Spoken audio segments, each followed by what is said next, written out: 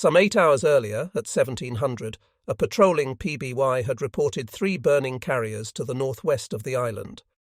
Though it had been drawing close to sundown, Captain Cyril Simard ordered his base's remaining attack aircraft into action.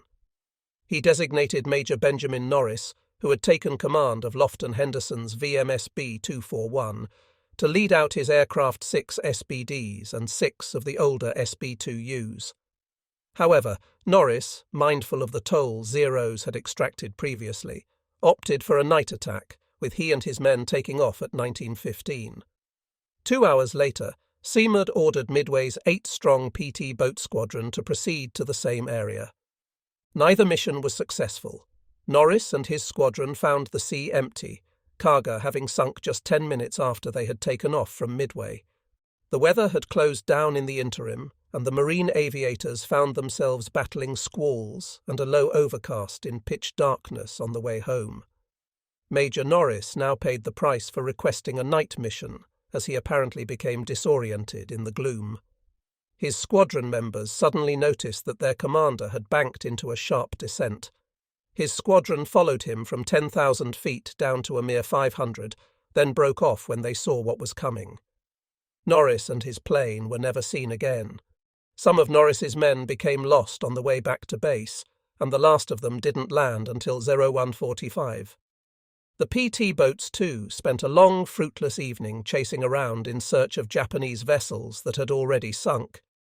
At 02:30, even as he was wondering what to do about Hiryu, Admiral Nagumo sent out a comprehensive battle summary to Yamamoto. In it, he described the day's happenings in more detail, noted the damage to his ships, but still opined that Hiryu might yet be able to be saved. However, even as his superior was informing Yamamoto of these matters, Yamaguchi was preparing to play out his final act. In contrast to Nagumo, Yamaguchi had concluded the carrier was beyond salvation. At 02:30, he ordered the crew assembled in preparation of abandoning ship. By 02:50, the remaining crew, nearly 800 men, were gathered on the flight deck near the bridge. The bridge was smouldering, and fires still burned in the hangar deck forward, casting a weird light on the proceedings. As soon as all were assembled, Captain Kaku and the Admiral addressed the men. Kaku spoke first, exhorting them to carry on the fight. They would, he was sure, become the core of an increasingly powerful Japanese navy. Yamaguchi then went on to say that he was proud of Hiryu's crew. He placed the loss of Hiryu and Soryu solely on his own head, and as atonement for those failings, he intended to stay on board to the end. The rest of the men, he commanded, were to abandon ship and carry on their loyal service to the Emperor. Next, Yamaguchi ordered the men to face west toward Tokyo, and 3 banzais were issued. Last of all, Hiryu's battle ensign and the Admiral's flag were lowered. There was an ominous braying of bugles. The ship's crew were playing Kimigayo, Japan's national anthem, as the flags were taken down for the last time. It has been noted by another historian that your average Western admiral would surely have forgone the necessity of keeping 800 crewmen standing around for over half an hour on a flaming, badly listing carrier while he indulged his taste for melodrama. But in Japan, it's important to observe the niceties, regardless of the immediate circumstances surrounding them. Even the wounded were in attendance. Bomber Maintenance Chief Arimura, despite his serious injuries, remembered watching the flags come down from where he lay on the flight deck. Now, with the ceremonies concluded at 03:15, Captain Kaku finally gave the order for the exodus to get underway. There was no panic. Arimura was carried to the aft end of the flight deck with the other injured men. He was terribly thirsty and called out for water. His punctured lung was turning every breath into a bloody froth, and one of the men nearby said that if he drank any water he would die. Another sailor demurred, saying, "Yosh, it'll be all right," and instead handed Arimura a beer. If the maintenance chief were destined shortly for the hereafter, far better to meet it on terms of equanimity. Arimura, however, had no intention of giving up the ghost just yet, and to him the beer was the very nectar of the gods. Makigumo was waiting alongside the carrier's port side. Like Kazagumo before her, Hiryu's overhanging flight deck demolished her mainmast in the process. First over the side was a lieutenant, clutching the Emperor's portrait. Next came the wounded. Arimura was tied to a board and lowered to the destroyer's deck. The wounded were soon packed into every available spot. They were being attended to as best Makigumo's crew might, but the conditions for providing decent care were far from ideal. Flight Lieutenant Kadano Hiroshi, Hiryu's 3rd Section attack aircraft Buntaicho, was a typical case. His kanko had been damaged in the morning strike on Midway, and his leg had been badly shot up by American fighters. Now the corpsman told him the limb had to come off. The only available space for the amputation was the deck in one of Makigumo's heads. With the crew in the process of debarking, Yamaguchi said goodbye to his staff. It was at this point that Captain Kaku announced that he too was going to share Hiryu's fate. Yamaguchi understood his sentiments. "Let us enjoy the beauty of the moon," the Admiral intoned. "How brightly it shines," agreed Hiryu's skipper. "It must be in its 21st day." Lieutenant Sea Doctor Kiyoma Takeo, Cardiff 2's engineering staff officer, took this opportunity to intercede with Captain Ito, Yamaguchi's chief of staff. "Surely," Kiyoma said, "the Admiral's staff ought to try to rescue him, even if they had to do it by force." Ito demurred, saying that even if the staff physically carried him off the ship, the strong-willed Admiral would surely kill himself later. Yamaguchi having declared his intention to stay on board, Ito felt that the thoughtful way would be to let him do as he wishes. Thereupon Ito approached Yamaguchi directly, declaring that the Admiral's staff had decided that they wished to stay with him to the end. Yamaguchi would have none of it. "I am very pleased and touched by the staff's desire to remain with me, but you young men must leave the ship. This is my order."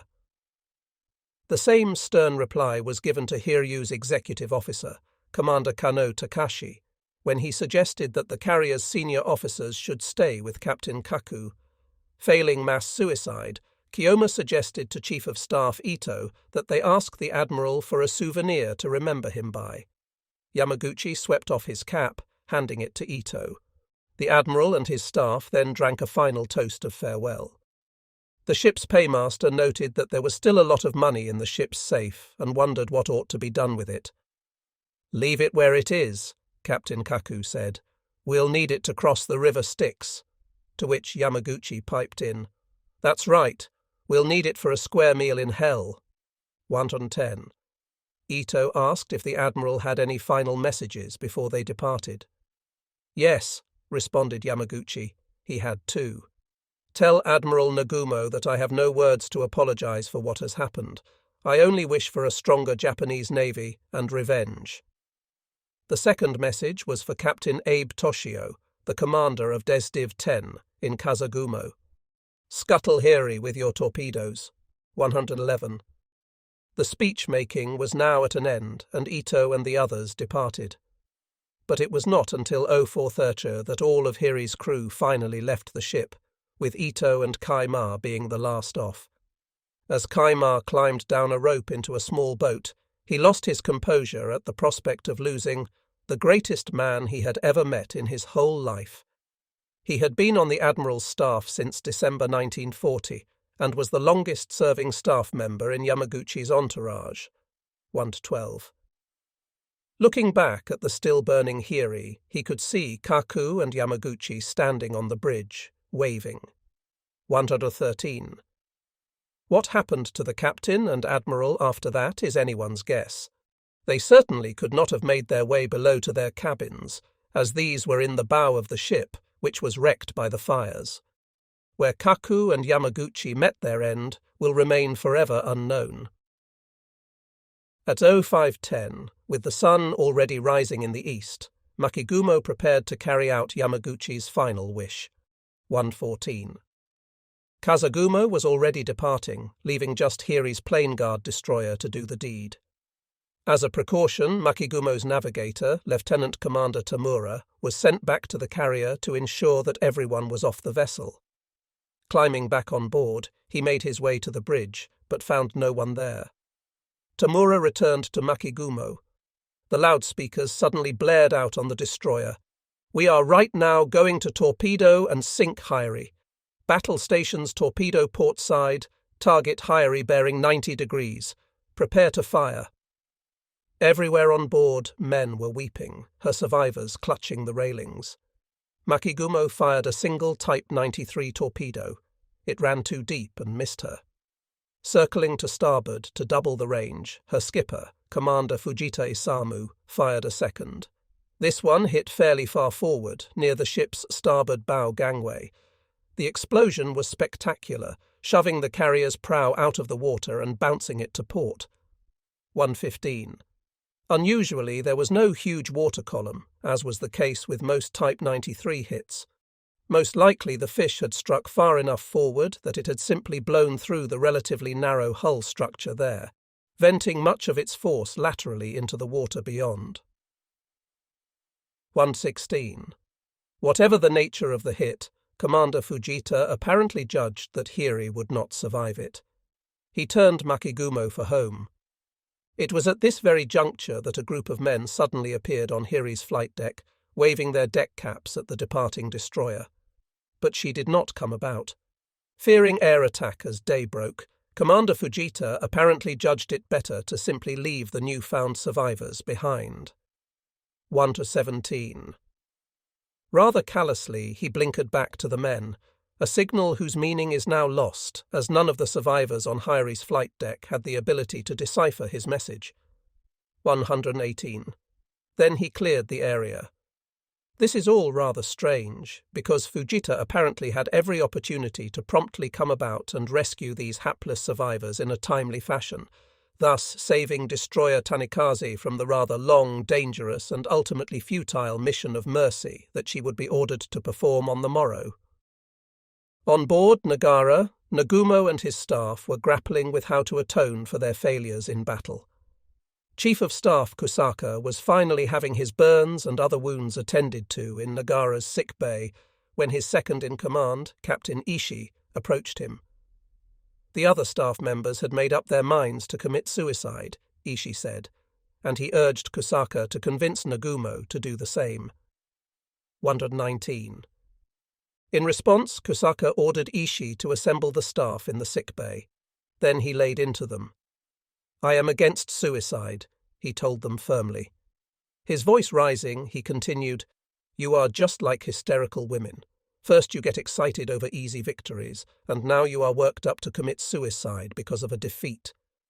This is no time for Japan for you to say such a thing. Why not think of turning a misfortune into a blessing through your efforts?" He ended by saying that he was going to tell Nagumo of his opinion. 120. Kusaka was as good as his word, and went to find Nagumo in his cabin. The commander of 1st Air Fleet to Kusaka appeared very downcast. Kusaka wasted no time in strongly voicing his opinions that suicide would solve nothing, and that Japan needed them to continue their efforts. Nagumo didn't perk up noticeably, replying to Kusaka that he appreciated his advice, but adding, "You must understand that everything a commander-in-chief does cannot be by reason." 121. To Kusaka, this clearly indicated that Nagumo was still contemplating suicide. "Come on," he continued. "What can you accomplish with a defeatist attitude?" Nagumo at this point relented. "Very well, I will never commit a rash act." In fact, there is every indication that Nagumo never rallied completely from this stunning defeat. His son recalled afterward that the admiral said nothing of Midway until 1944, when he was about to depart for the island of Saipan to take command of its garrison. After swearing them to secrecy, he conveyed the news of the terrible calamity to his two sons.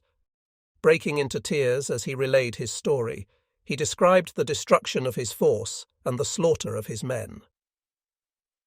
122.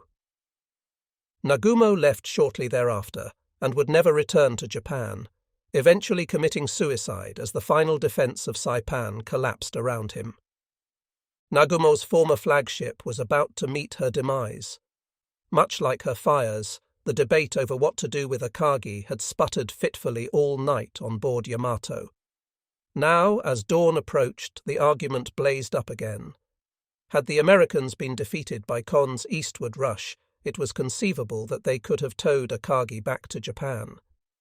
123. Indeed, even as late as 0220, Kon had radioed Captain Ariga of Desdiv 4 asking Ariga to inform condition of Akagi immediately. 124. However, with daylight coming on, American air power would clearly prevent Akagi's being saved. To Captain Kuroshima, Akagi's impending demise was symbolic of the ruination of the operation as a whole. 125. It was simply unthinkable that the flagship should be scuttled. Weeping in frustration, he shouted, "We cannot sink the Emperor's warships with the Emperor's own torpedoes." 126.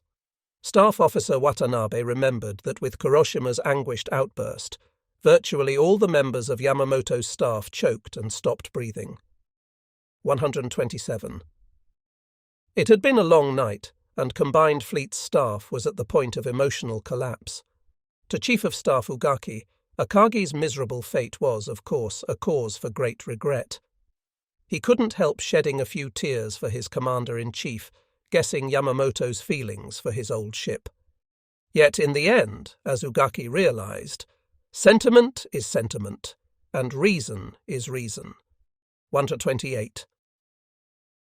Yamamoto concluded the same thing. To do otherwise was to unnecessarily risk the other units still around her, or worse yet, to potentially allow her to fall into enemy hands.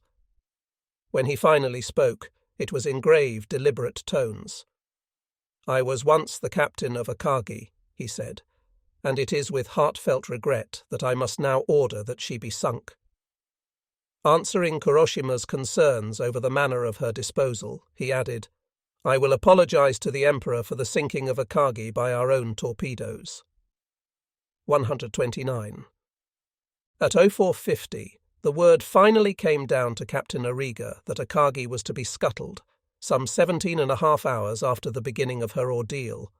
Each ship of Desdiv 4 was to fire a Type 93 torpedo from a distance of between 1,000 and 1,500 meters.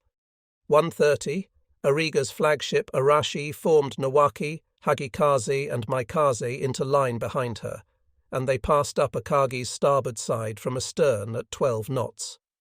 Not unlike soldiers in a firing squad, each destroyer launched a single torpedo as they swept by. Then Ariga's formation cut in front of Akagi's bow, heading north to rejoin Nagumo. 131. 2 or 3 torpedoes slammed into the carrier's starboard side, heaving enormous waterspouts into the air. When the mist subsided, the men crowded along the railings could see Akagi quietly bowing her proud head in surrender to the sea. As she nosed under, everyone on board the destroyers broke into shouts of "Banzai! Akagi! Banzai!" By 0520, Japan's most famous carrier lifted her stern into the air, briefly exposing her mighty propellers. Then she was gone, as if pulled down by a huge hand, as Maikaze's commanding officer described it, carrying 267 crewmen with her into the abyss. 132. Nothing but enormous bubbles remained on the surface to mark her grave. The morning sun rising over Nagara's stern mocked the limp national standard hanging there. Even as Akagi was sliding down into oblivion, Nagara's bow was pointed west, carrying Nagumo ever closer to the main body. Around the diminutive flagship clustered a sadly shrunken formation. Kirishima and Haruna, now the largest ships in Nagumo's fleet, plodded stolidly along on either side. All around Nagara, their decks carpeted with survivors, paced the force's destroyers. The carrier men, still in shock from the previous day's ordeal, had spent the night sleeping exposed on the tan linoleum decks of their former escorts. 133. Now, with light creeping over the horizon, they continued to lie where they had fallen, too exhausted or injured to move. Nagumo's flight operations commenced at dawn, but they were a pale shadow of yesterday's undertakings.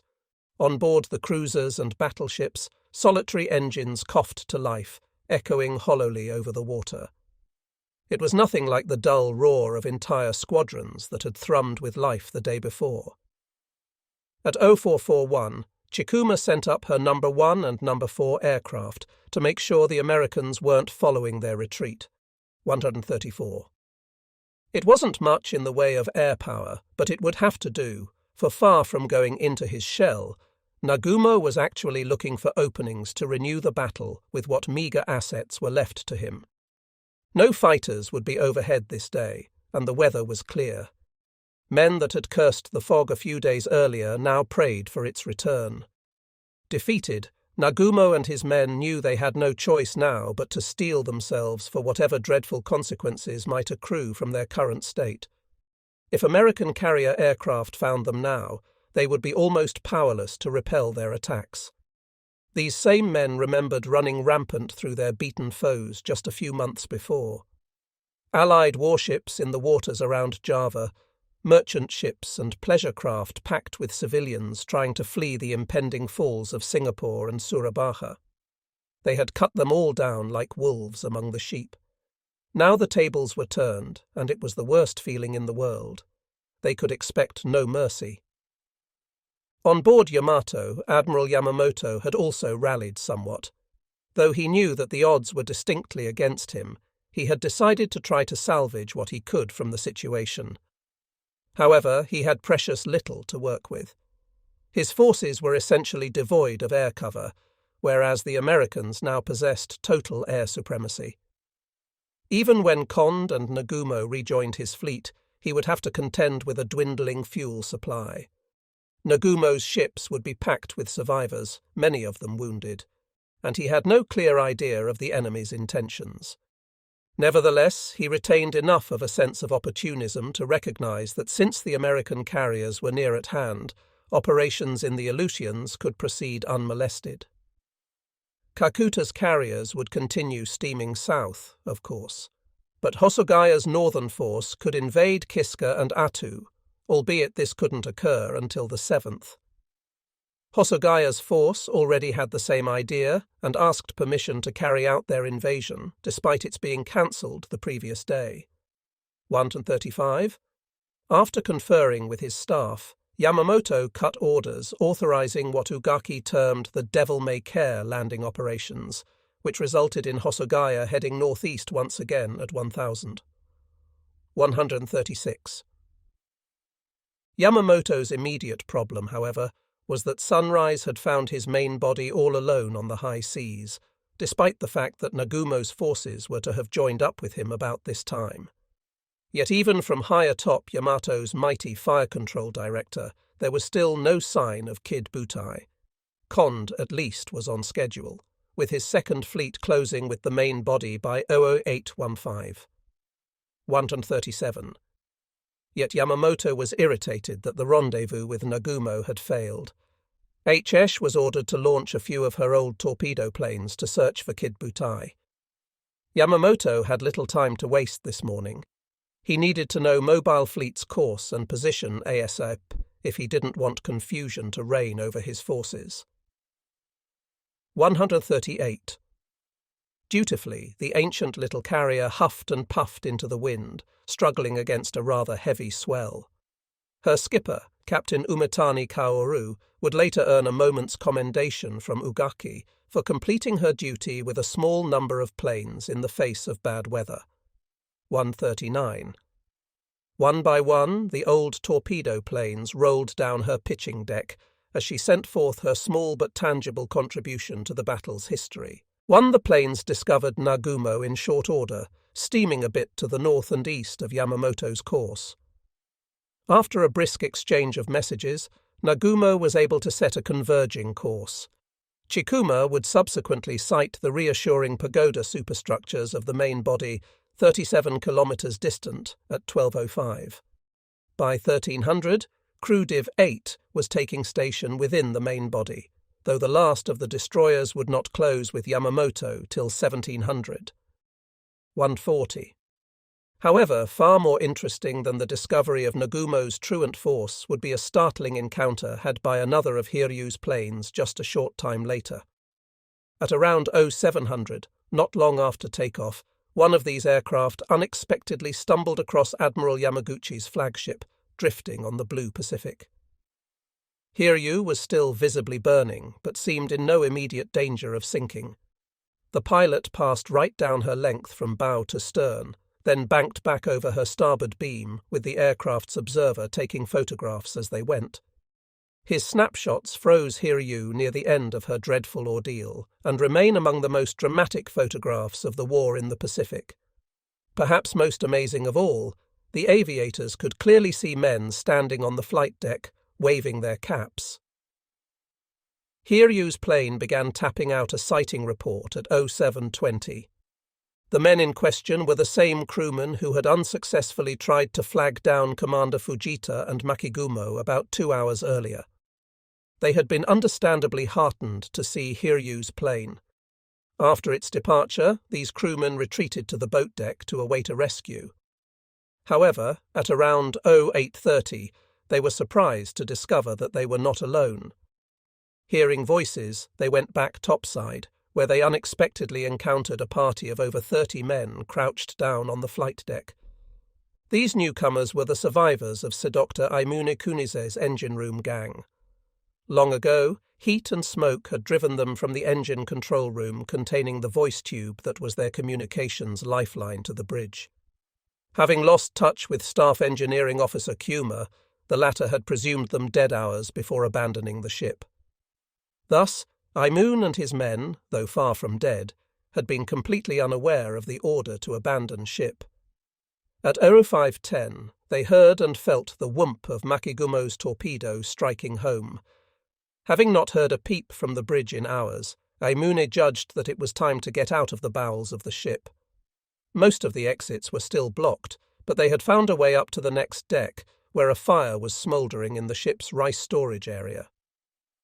Unfortunately, there was apparently no way out from the long corridor they were trapped in. The hatches at either end were blocked. Finally, one of the men spotted light coming from one of the welds, where fire or shrapnel had punched a small hole in the bulkhead. They were peeping into the ship's lower hangar deck, lit by dim sunlight. Aimune wasted no time in sending someone back below to fetch a hammer and chisel. If they couldn't find an exit, they'd make one instead. Eventually, they managed to chisel a narrow opening large enough for a man to climb through. Making their way into the hangar after 0800, they found everything deserted and strangely quiet.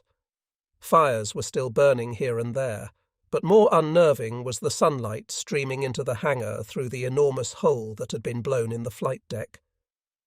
Finally making their way topside and looking about, they could see that the ship had been abandoned hours before. Commander Aimune, Ensign Mandai and the men were understandably furious and dejected. Worse, the men could see water slowly swirling onto the hangar deck forward. Ineffective as Makigumo's hit had been, Hiryu clearly wasn't going to float forever. To Commander Aimune, the situation appeared hopeless. Dropping onto the flight deck, he thanked the men for their good efforts and prepared for the end. Ensign Mandai, utterly spent by the long night's action, dozed off, only to be awakened by the small band of survivors from Hiryu's fantail. They quickly reported the exciting news of a Japanese plane having flown overhead earlier. It was clear from their description that it had been a carrier aircraft. It even had fixed landing gear. This unexpected news gave Aimune's party renewed hope. If there had been a Japanese carrier aircraft overhead, they might be rescued yet. The problem was that Hiryu was beginning to sink noticeably by the bow. They didn't have much time left to escape. Leading the party down to the ship's fantail, Aimune found 2 launches still lashed to the deck, and a 30-foot cutter already in the water immediately astern the ship.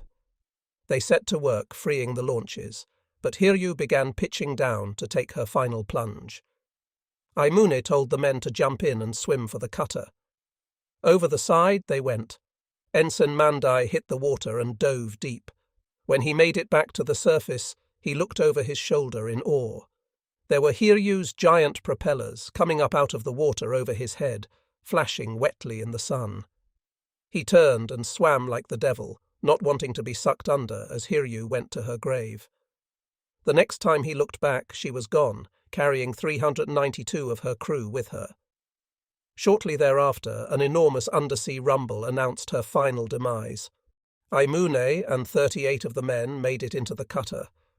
Their watches had all stopped working between Aero 907 and Aero 945, putting a reasonable time box around the moment of Hiryu's final sinking.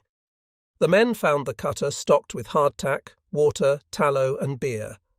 They were confident that Yamamoto would return for them soon, but in fact they would be adrift for the next 14 days, until being spotted by an American PBY and recovered by the seaplane tender Ballard on 19th of June. Along the way they were to suffer many hardships. 4 of the men died of their wounds or exposure before being rescued. A 5th died the night after being brought on board Ballard. Commander Aimune, for all his wiliness in getting his men out of Hiryu's bowels, demonstrated less concern for them once they were in the boat together. Despite their dire collective circumstances, he insisted on consuming more than his fair share of the food and beer. While he didn't know it at the time, he very nearly ended up as shark chum as a result of his insensitivity. A 30-foot open boat drifting on the Pacific was rather a misguided place to pull rank over an extra bottle or 2 of Asahi beer. As it happened, the Americans were having their own problems this morning, and many of them stemmed from submarine Tambor. For one thing, she had not managed to launch a torpedo attack against the cripples of Crew Div 7. Mogami's 12-knot speed of advance had proved enough, barely, for the Japanese ships to stay ahead of the submerged American submarine. More critically, as mentioned previously, Tambor's skipper, Lieutenant Sea Doctor John Murphy, had failed to describe the enemy's course or speed of advance adequately, leaving Raymond Spruance, who didn't receive Murphy's message until 0400, in the dark concerning the Japanese forces' intentions. The time from midnight to dawn was critical in positioning Spruance's forces for the following day's operations. He had kept what they felt to be a safe distance throughout the night, intending to avoid entanglements with any Japanese forces in the area. Spruance personally didn't believe that the Japanese force Tambor had spotted would still be intent on attacking the island after the pummeling they had taken on the 4th. But the potential downside of being wrong wasn't worth the risk. As such, he didn't come westward until he knew the Japanese were retreating, which Tambor did not relay until after So 600. Had Spruance had this information in hand sooner, it would have measurably increased his odds of inflicting greater harm on the enemy than was to be the case. Nimitz, an ex-submariner, was understandably furious with Murphy's performance, subsequently relieving him of command. In fact, the American submarines as a whole had performed poorly. Of 12 boats, only Nautilus, the oldest of the lot, had actually managed to attack the enemy. Beyond not being optimally positioned for launching follow-up operations, American air power was also badly depleted. Midway's various squadrons, except for the PBYs, had been savaged. The Marines were down to just 4 fighters and about 12 dive bombers. Many of the other aircraft left on the atoll were either unflyable junk or too badly shot up to participate in combat. Midway had, in fact, been flying damaged aircraft back to Hawaii during the night. A flight of 4 B-17s was waiting to take off, even as Tanabe's I-168 had been shelling the lagoon. Dawn on the 5th therefore found the atoll's air power nearly crippled. Based on Tambor's initial reports, though, the first item of business for Midway was to attempt to localize the Japanese units Murphy had sighted. Midway's Catalinas began taking off at 0415, fanning out in an arc to the west from Zolo 20 degrees to 250 degrees. Today, though, the PBYs would only search out to 250 miles. Captain Cyril Simard's primary concern was ensuring that the atoll was not about to be invaded. If an invasion fleet materialized, the PBYs in the air needed the endurance to return all the way to Pearl Harbor without refueling. This had serious repercussions for Spruance, though, as it essentially deprived his carriers of longer-ranged scouting assets. In so doing, Simard also lessened the odds of Spruance's locating Nagumo and Yamamoto. Spruance's own air formations were scarcely in better shape than Midway's. Split between Hornet and Enterprise were a total of around 60 attack aircraft, plus fighters about a full carrier's worth. The Japanese would surely have traded places with him this morning, but Spruance's hand was not strong enough for him to want to push his luck. While he had sufficient Dauntlesses in hand to project meaningful firepower, many of them would need to be devoted to scouting activities. Beyond locating and attacking the Japanese, the other major task was trying to save Yorktown. Under the Hugheses' watchful presence, she had survived the night, and by morning appeared to be in no worse shape than she had been 12 hours earlier. Her commanding officer, Captain Elliot Buckmaster, had meanwhile succeeded in convincing Admiral Frank Jack Fletcher that the carrier could still be saved. He wanted to put a hand-picked party of salvagers on board the carrier, try and restore power and get her out of the area. Fletcher assented. In fact, on the night of the 4th, Chester Nimitz had already ordered minesweeper Vireo and the fleet tug Navajo, which were at Pearl and Hermes Reef, and French frigate Shoals, respectively, to begin moving toward Yorktown. Unfortunately, the men Buckmaster felt he needed were scattered across all the various vessels of TF-17, which had rescued the carrier's crew. Transferring them onto the destroyer Hammond took until 11:27, at which point she began heading back toward Yorktown. Back on board Yamato, Hiryu's sighting report of Hiryu reached a flabbergasted Yamamoto and Ugaki at around 07:30. Yamato flashed a message to Nagumo. "Has the Hiryu sunk? Advise of developments and position." For his part, Nagumo was just as confused by the news as his superiors. At 08:20, the word flashed out to Tanikaze. According to reconnaissance by Hiryu plane at 07:20, the Hiryu was burning in position FURORI-43, 30°10N, 178°50 EE. A number of survivors were on deck. Investigate condition and take off survivors. Commander Katsumi Motoi duly swung his ship out of formation and raced eastward back toward Hiryu and the enemy. As events would prove, she was to have a long, dangerous day, atoning unfairly for her sister's earlier mistakes. Scarcely had word about Hiryu's mysterious non-sinking been received than news reached Nagumo concerning another derelict. At 06:52, a garbled message from Chikuma's No. 4 search plane had been intercepted by Nagara. It seemed to mention an enemy carrier. At 0800, Chikuma blinkered a full rebroadcast to Nagara. No. 4 had sighted an enemy Yorktown-class carrier listing to starboard, SIC, and drifting in position bearing 111 degrees, distance 240 miles from my takeoff point. One destroyer is in the vicinity. In due course, word went out to Tanabe's I-168, which was still loitering near Midway. He shortly set a new course to the northeast. It would take him a day to reach his new target, but from all reports, it didn't look as if this particular American carrier was going anyplace soon. The Americans were beginning to get back their own scouting reports by now. At 06:30, a PBY picked up Mogami's and Mikuma's trails. In Mikuma's case, there literally was a trail, as she was streaming a ribbon of bunker oil from her damaged fuel tanks. This PBY transmitted that it had detected 2 battleships, bearing 264, 125 miles from Midway, on a course of 265 at a speed of 15 knots. A second PBY amplified this report, describing 2 large capital ships, both damaged and one leaking oil. Captain Sakayama of Mikuma was well aware they had been sighted, sending word to his superiors at 6:23 that his position was 28°10N, 179°30W speed 12 knots. Though Mikuma was capable of nearly full speed, Sakayama was loath to abandon Sister Mogami. Whatever attacks came, Sakayama resolved that he and Soji would face them together.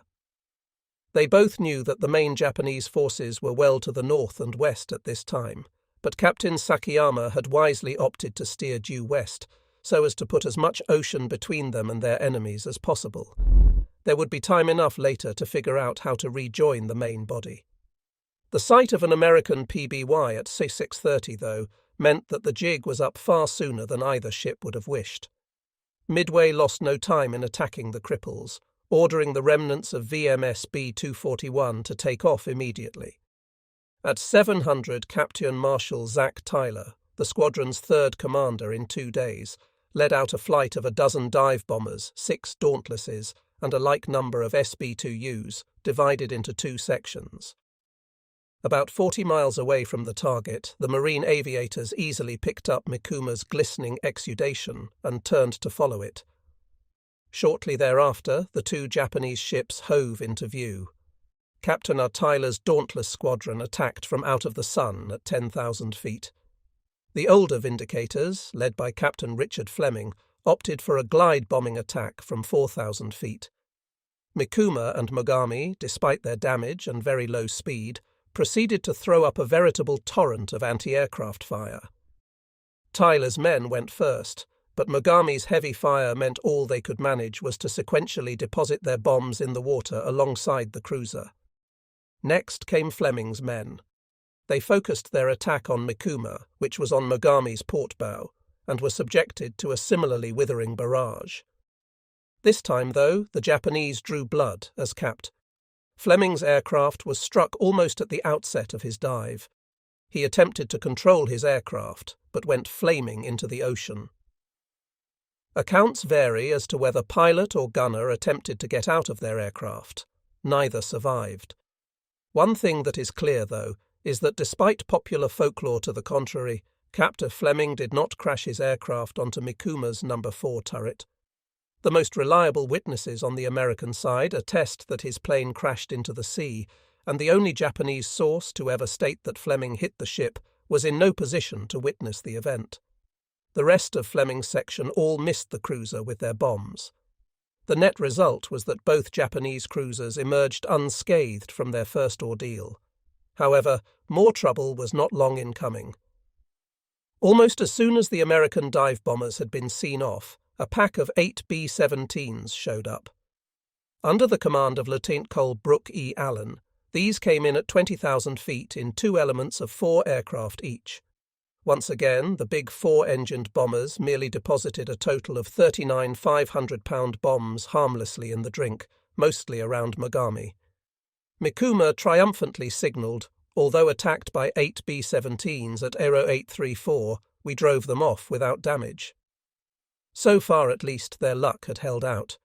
If this was the best that 20 American bombers could manage against 12-knot targets, they might make it out yet. Indeed, as if buoyed by her good fortune, Mogami at 11:30 cranked up to 14 knots. Task Force 16 had the same information in hand as Simard, and might have attacked Mogami and Mikuma as well. But Spruance was far more interested in knowing if there were any remaining Japanese carriers to the northwest of the island.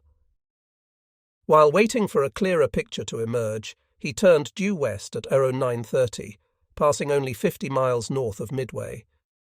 He was now in a perfect position to foil any renewed landing attempt while evaluating the morning's reports. However, instead of a clearer picture emerging, things began to get more confusing as the morning wore on. At 0700, Midway radioed that a PBY had detected 2 enemy cruisers bearing 286, distance 174, course 310, speed 20 knots. Though Spruance didn't know it, this was Kurita's Kumano and Suzuya steaming to rejoin Kondo. At Aero 800, another report was received detailing 2 enemy battleships, 3 or 4 cruisers, 1 aircraft carrier on fire, bearing 324, distance 240 miles from Midway, course 310, speed 12. In retrospect, the carrier was plainly Hiryu, although it is less apparent what other vessels were in her vicinity that could have been sighted. But that wasn't all. At 0853, another PBY sighted a carrier bearing 335, distance 250 from Midway, course 245 at 2020 GCT, 0820 local. Finally, at 0907, Midway rebroadcast the following: 2,800 enemy cruisers, auxiliaries and some destroyers screening burning Carrier 2 battleships well ahead of group. To Spruance and his staff, the overall impression was that there was indeed an enemy carrier still out there. On the basis of the reports they already had in hand, they were convinced that Akagi, Kaga, and Soryu had been dispatched. But so far as they knew, Hiryu had only been crippled, and no one would discount the possibility that an undiscovered fifth Japanese carrier still lurked nearby. Accordingly, Spruance decided to leave Midway to the business of dealing with the two battleships while he sought bigger prey to the northwest. In the event, though, Spruance didn't end up getting a strike off until around 1512. It would have been launched an hour sooner had not a rather bizarre incident occurred on Enterprise's bridge. Captain Miles Browning, Spruance's chief of staff, drafted an attack plan that called for launching the force's SBDs at 1400. During the briefing, Enterprise's aviators were informed that they would be launching at a range of 240 miles from the contact extreme range for the Dauntless. Worse yet, upon closer examination, Browning's plan failed to account for the distance that the Japanese warships would most likely have moved in the interval from launch, meaning that the actual range was closer to 275 miles. Browning had also specified that the planes were to be armed with 1,000-pound weapons, decreasing their effective range still further. Lieutenant Shumway, slated to lead Enterprise's attack, was concerned enough about the outlines of the plan that he took them to Enterprise's air group commander, Wade McCluskey, who was lying in the ship's sick bay. McCluskey promptly went ballistic. Though wounded, he made his way up to the flag bridge, dragging Earl Gallagher and Enterprise's skipper, Captain George Murray, along with him. He confronted Browning in front of Spruance, contending that the mission could not be carried out as planned. Browning, without explanation, brusquely ordered the aviators to carry out their orders. McCluskey thereupon inquired if Browning had ever flown an SBD. Browning answered that he had. McCluskey then pressed him on whether he had ever flown a late-model SBD equipped with self-sealing tanks, which carried less fuel, armoured seats, a 1,000-pound bomb, and a full load of avgas. Browning admitted he hadn't. The argument quickly turned openly hostile, whereupon Spruance sided with McCluskey, saying simply, "I will do what you pilots want." Clearly, Spruance had discerned from the previous day's events that his senior aviators knew their business. Browning stormed off the flag bridge in a rage, sulking in his cabin until another staff member persuaded him to return to his duties. The upshot of this almost farcical episode was that Enterprise's aircraft, and Hornets too, had to be rearmed with 500-pound weapons before the strike went up. By the time the switch-out had occurred, middle afternoon was wasting away. Enterprise launched 32 SBDs at 1512. Hornet sent up 11 aircraft at 1530, followed by 21 shortly thereafter at 1543. Incredibly, despite the new arming orders, 7 of Hornet's scouts still carried 1,000-pound bombs. Commander Stanhope Ring, leader of Hornet's ignominious combat debut the day before, once again led her attack and commanded the lead element. Leutnant Walter F. Rhodey was in charge of Hornet's second group, including the overloaded planes of VS-8. All 3 strikes targeted the same burning carrier, the Hiryu. Of course, Hiryu had already sunk. However, there was a Japanese ship entering Ring's bull's eye, destroyer Tanikaze. She was still retracing Nagumo's earlier retreat, searching vainly for Yamaguchi and his flagship. In fact, Tanikaze had already been swiped at by some planes from Midway. At 1636, a quintet of B-17s had dropped bombs on her. All of them landed clear on either side of the bows, and Tanikaze suffered only a drenching of her superstructure. Undeterred, Commander Katsumi continued on his way. But 70-odd minutes later, Ring's 12 SBDs appeared in the skies above the destroyer. Ring had spotted Tanikaze at 1715, identifying her as a light cruiser. As it developed, both Hornets and Enterprise's planes were to consistently identify Tanikaze as a light cruiser this day. It is likely that dusk conditions, as well as the fact Kagero-class destroyers sported an oversized forward stack, may have compounded this impression. But Ring's assigned target was much bigger, a carrier and her escorts, so for the moment he pressed on, leaving Tanikaze behind. However, after having droned through the sky for 315 miles, well beyond the estimated contact point, Ring had had enough. It was getting close to return time, and he decided to swing around and go after the one definite enemy sighted. After the past 2 days, Ring was understandably loath to let this opponent go. At about 1808, he attacked. It was a hectic few moments for Tanikaze as the SBDs dove on her. Her report shows 26 aircraft, dropping very near misses that bracketed both bows and the starboard quarter. One miss off the stern was close enough to draw blood. Bomb fragments slashed through the aft number 3 5-inch turret, inducing an explosion that killed the entire 6-man turret crew. The reason Tanikaze rather dramatically overcounted the number of planes attacking her is that she was, in fact, shortly assaulted by an additional pack of dive bombers. Enterprise's composite squadron had been flying steadily west-northwest toward the reported position of the damaged Japanese carrier, strung out in a scouting line formed by 9 planes of VS-6 and 7 planes of VS-5. About 100 miles away from the presumed position of the enemy carrier, they had begun climbing. The ceiling was 13,000 feet, and visibility was hazy. By 1800, the expected carrier was nowhere in sight.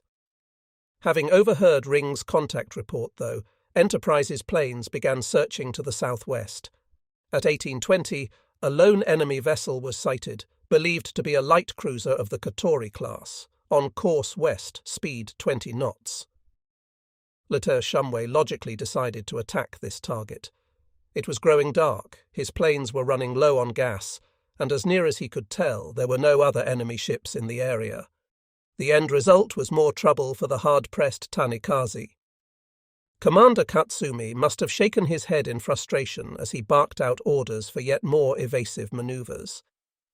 The search for Hiryu was proving a distinctly hazardous undertaking, and seemed likely to cost him his own ship before sunset. One by one, the enemy dive bombers pushed over on him like kingfishers. VB-3 attacked first, beginning at 1834, followed in succession by VB-6, VS-6, and finally VS-5. Yet once again, luck was with the Tanikaze. In this, she was aided by the growing darkness, which made it more difficult to see the fleeing ship against the dark waters. Katsumi's skill as a ship handler, too, was undoubted. Tanikaze went to high speed and lurched into a series of violent S-turns. The U.S. Navy's report affirms this, saying, because of the cruiser's high speed, maneuverability, and the heavy weather conditions, a very elusive dive-bombing target was presented. As a result, most of the bombs landed fairly wide. The other thing the Americans noticed was the large volume of anti-aircraft fire as Tanikaze's crew threw everything they had at the attackers. Their prodigious efforts were rewarded. Near the end of the last attack, one stricken SBD was seen by both sides crashing directly into Tanikaze's wake. With tragic irony, this SBD was piloted by none other than Lieutenant Adams of Scouting 5, who had produced the decisive sighting of Hiryu the preceding afternoon. More than a bit frustrated, TF-16's aviators turned and began the long, dangerous flight home.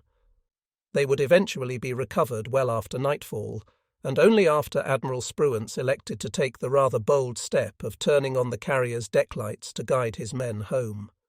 Spruance later explained that, if planes are to be flown so late in the day that a night recovery is likely, and if the tactical situation is such that the commander is unwilling to do what is required to get the planes back safely, then he has no business launching the attack in the first place. His men, in turn, demonstrated their own worth by completing a near-perfect recovery sequence on board the carriers. Only one aircraft was lost, running out of fuel just before landing. Both crewmen were recovered. Tanikaze, for her part, still wasn't quite done. At 1845, 5 B-17s commenced dropping 15 600 and 8 300-pound bombs on her from 11,000 feet. She understandably counted 11 planes, as several of them made more than one run. Tanikaze was not hit and, incredibly, seems to have been indirectly responsible for knocking down a B-17. This plane, in the heat of the attack, accidentally jettisoned its bomb bay auxiliary fuel tank along with its bombs and was never heard from again. A second likewise ran out of fuel on the way home and ditched. These two were the only B-17s lost in the battle. Finally, sunset came, and Tanikaze, finding nothing in the area, was understandably happy to quit the field and quickly sped westward to rejoin Nagumo. Undiscovered somewhere nearby, Chief Engineer Aimune's cutter drifted morosely toward its eventual rescue at the hands of the enemy. As it happened, 2 other Japanese destroyers had scuttled through the waters west of Midway this afternoon, but had been lucky enough to avoid detection. These were Arashio and Asashio, hastening to join the screen of the Mikuma and Megami. At 1800 they had signalled that after finishing refuelling they expected to rejoin Megami and her sister at 0500 the following morning. Even if this duo had been detected, it is unlikely that they could have been attacked.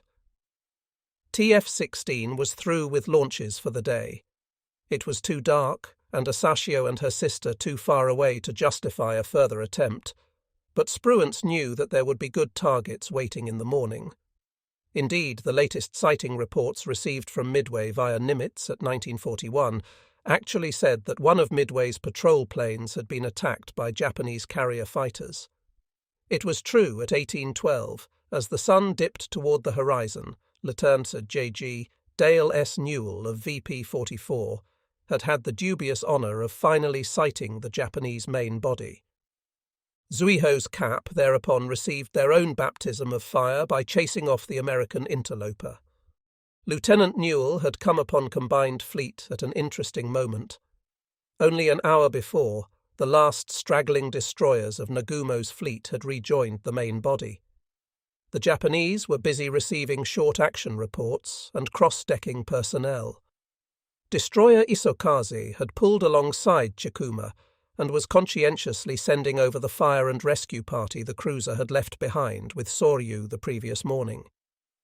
The Japanese listened nervously to the chatter indicating enemy planes overhead, but they felt that the approaching sunset would soon offer cover. Apparently it did, for other than an unknown aircraft bombing Haruna at 1700 and scoring a near miss, no other Japanese ships were attacked today.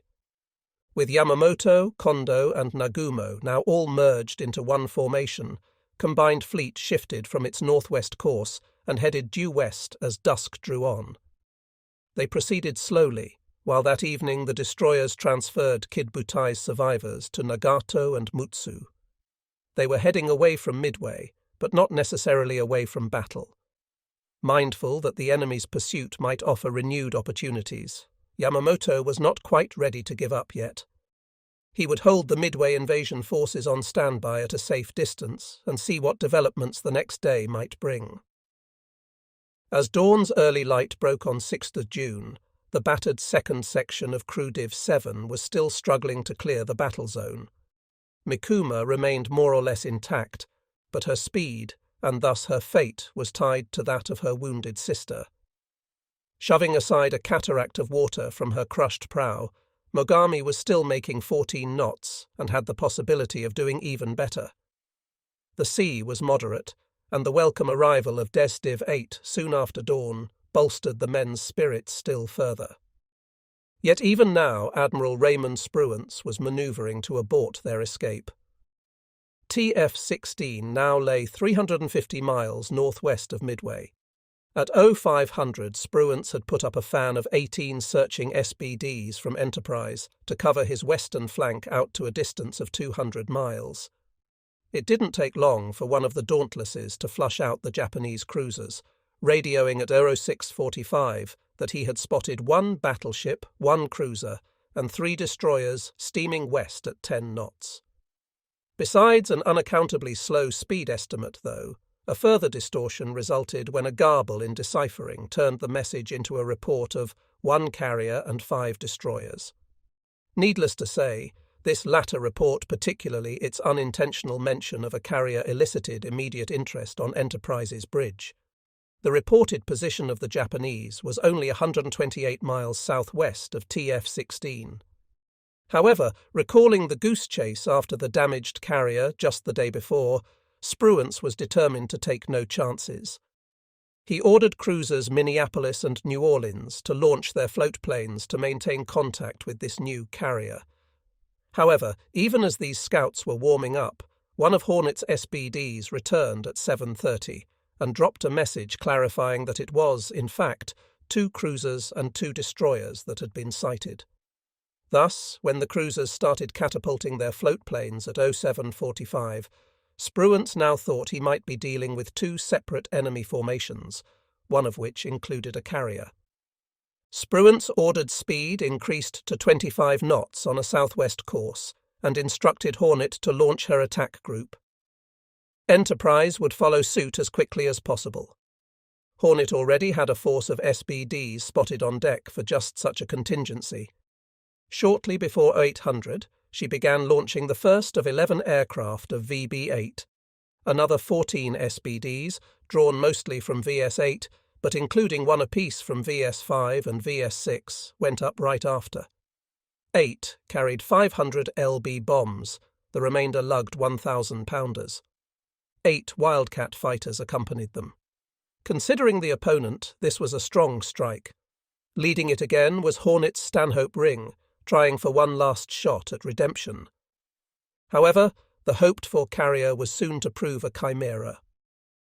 After Ring's aircraft had departed, more of the morning's search aircraft began landing, and the error in transmission was quickly discovered and corrected.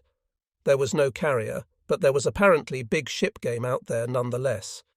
Indeed, Spruance still believed that there might be 2 separate formations in proximity to one another. At 0850, the Enterprise radioed to Ring. "Target may be a battleship instead of a carrier. Attack!" By now, the Japanese were fully aware of the way the morning was shaping up. Captain Sakiyama of Mikuma had spotted 2 of New Orleans's float planes and opened fire on them. The Americans kept a healthy distance, maintaining contact and guiding Ring's strike force right to their targets, which he sighted at 0930. As far as he could tell, though, neither of the 2 larger ships was a battleship. Remembering that 2 enemy forces had been reported, he prudently withheld his attack, instead heading west to ensure that he didn't miss any bigger game. However, the minutes ticked by, and he saw nothing. Below, the Mikuma and Mogami were passing by his left side.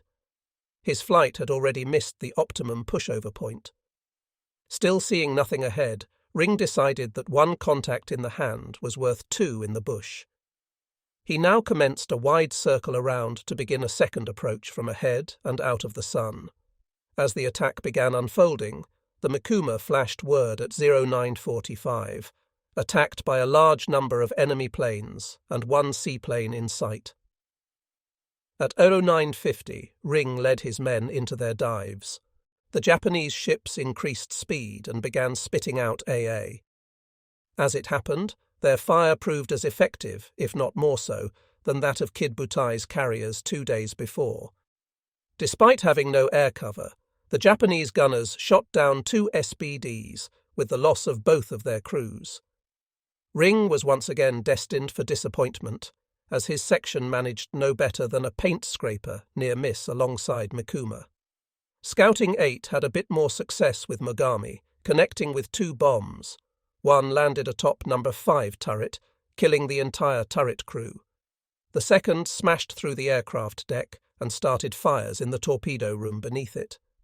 Now Lieutenant Commander Saruwatari's earlier precaution of dumping Mogami's Type 93 torpedoes paid off.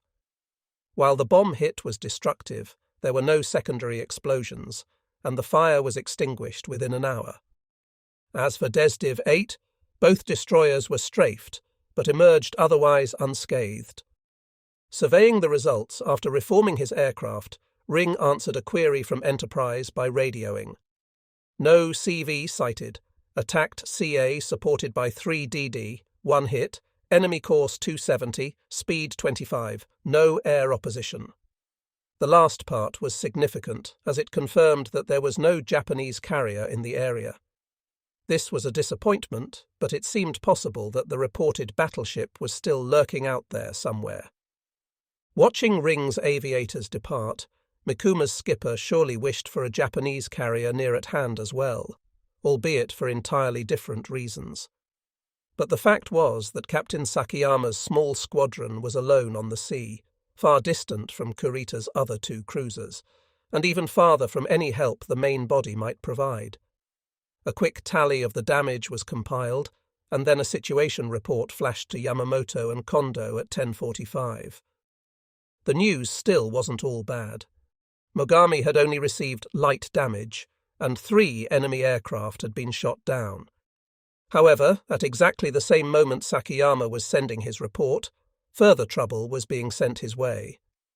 One by one, 31 SBDs began rolling down Enterprise's flight deck as she followed up Hornet's strike with one of her own. Like Hornet's morning strike, this was a polyglot unit SBDs from VB3, VS5, VB6 and VS6 were all participating. 16 planes of VS5 and VS6 combined to form one squadron, with planes from VB6 forming a third division. With them went 12 Wildcat fighters. Overall command of the formation fell on Lieutenant Wallace Wally Short of Yorktown. At 10:57, while Short was still orbiting TF-16 awaiting departure of the last of his aircraft, he received an additional message indicating that the Japanese battleship was apparently somewhat farther ahead of the assigned target. Not surprisingly, he was ordered to seek it out first. A few minutes later came yet another change. Given the importance of the target, the last 3 torpedo planes remaining from VT-6 would be coming up to join him as well. At 11:15, the SBDs formed up and departed, boring away westward in lazy S-turns to let the slower TBDs puff along behind. The dive bombers climbed to 22,500 feet, leaving the torpedo planes at low altitude. Captains Sakayama and Soji had changed their own plans in the meantime. The implication of the continued presence of New Orleans's float planes was obvious and mandated a response. At 1100, the Mikuma radioed that they were under pursuit by enemy aircraft and surface ships. They were consequently shifting course to the southwest to make a run for Wake's air cover, the island being 710 miles distant. Yamamoto's staff on board Yamato could only listen with growing consternation and fear for the safety of the 2 cruisers. Their fears were well-founded, because the time had finally come for Crew Div 7 to pay the check. At noon, Mikuma was still leading Mogami west-southwest. Both ships were making close to 20 knots, with the 2 destroyers in screen. Great waves were being raised by Mogami's shattered bow as she bulled her way through the water at the best speed she could manage. This last gasp effort was putting a severe strain on the forward bulkheads, but Captain Soji dared not slow down now. It had been 2 hours since the last American attack, and they were creeping ever closer to Wake. However, they were still at least a day's steaming from friendly fighter cover. And now, the instrument of their final ruin came into view. Wally Short's strike group had sighted the fleeing Japanese at 12:11. However, for the moment he did not alter course. The Japanese watched as the Americans flew by, heading west in search of the non-existent battleship. But even though the SBDs were headed out of the area, coming up from astern were the American Wildcats and the 3 TBDs of VT-6. The fighter leader, Lieutenant Jim Gray, feared the TBDs might attack the cruisers solo, so he led his fighters down for a closer look at the targets Short had just bypassed. The Japanese responded with another blistering AA barrage, spitting defiance back at the Wildcats. It may well be that because of her damaged bow, Mogami appeared foreshortened and smaller than her sister. For whatever reason, though, Gray and other American pilots consistently mistook the pair for one battleship and one heavy cruiser, even though Mikuma and Mogami were identical. This had an effect on the post-battle reports the Americans would file regarding this attack. However, Gray was impressed by the robust defence and large size of Japanese cruisers. He was convinced that an oversight had been made, and that at least one of the two was the battleship that everyone was seeking this morning. He promptly radioed Short, advising him to reverse course. Over the radio, Gray's pilots were remarking on the warm reception they were receiving, while Short and his men listened with growing concern. Behind them was a perfectly valid target. Ahead of their windscreens, despite excellent visibility, was nothing. All they could see was sun and empty ocean. They had already flown 30 miles west of the Japanese ships when Gray anxiously radioed that one of the past targets appeared to be a battleship. That was the last straw. With a curt signal, Short brought his entire squadron around to the east, commencing a long, high-speed approach from about 21,000 feet. His SBDs were descending from out of the sun and downwind, converging rapidly with the Japanese ships on their opposing course of about 240 degrees. Mikuma was still in the lead, and it was this ship that Short and most of his aviators targeted.